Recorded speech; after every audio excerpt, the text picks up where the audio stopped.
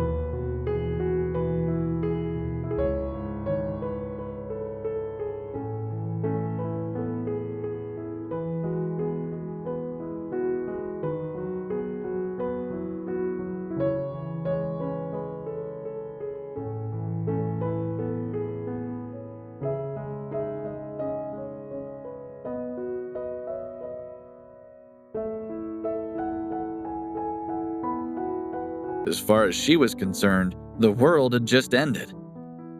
The two other men at the meeting had been executives of Starlight Entertainments and Mendelsohn Industries, two companies that dwarfed Frandotech. She was convinced they wouldn't let the matter drop so easily. Frasier got out of bed. As he walked toward the bedroom door, Natalia's phone rang.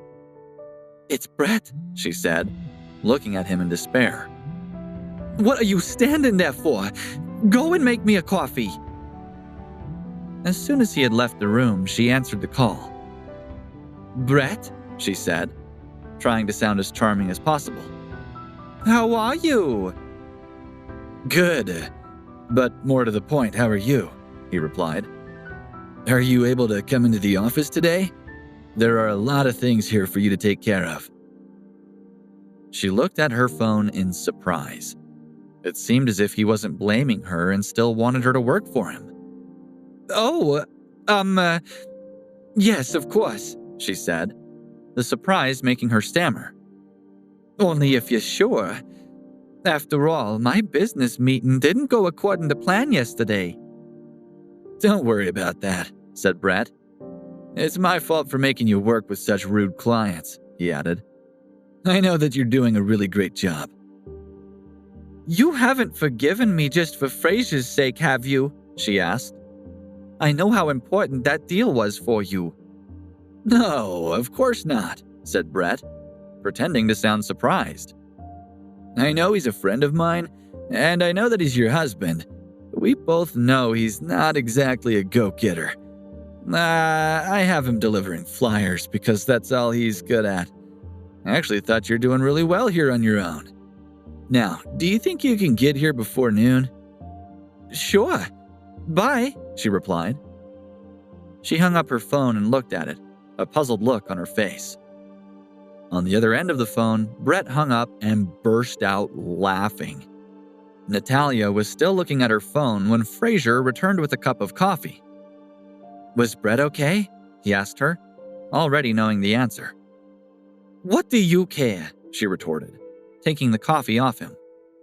She sipped the hot drink and smiled. Not only was she lucky enough to be beautiful, but it also appeared that she was pretty good at her job. It seemed that her new boss was prepared to overlook the previous day's events. She put the coffee down and got out of bed. Frasier was getting dressed. "Frasier," she began, giving him an icy stare she reserved purely for him. "What are you doing for Brett today? Delivering flyers to your friends?"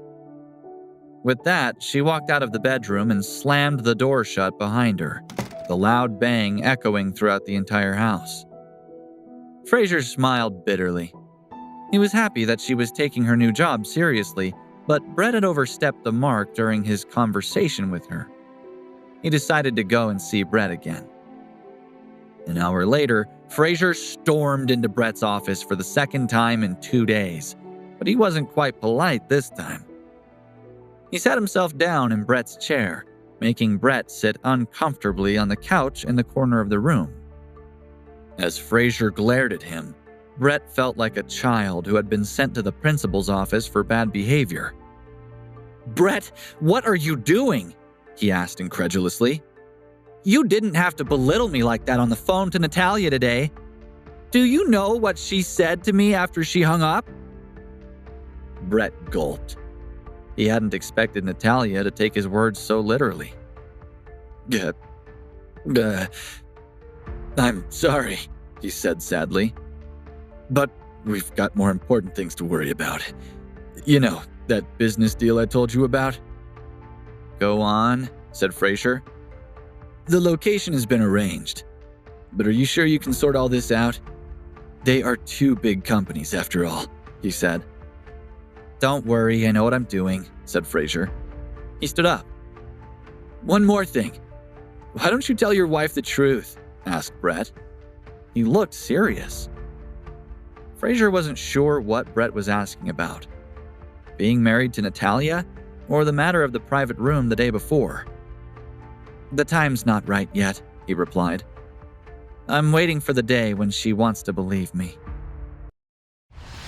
To watch the full episode, install the Pocket FM app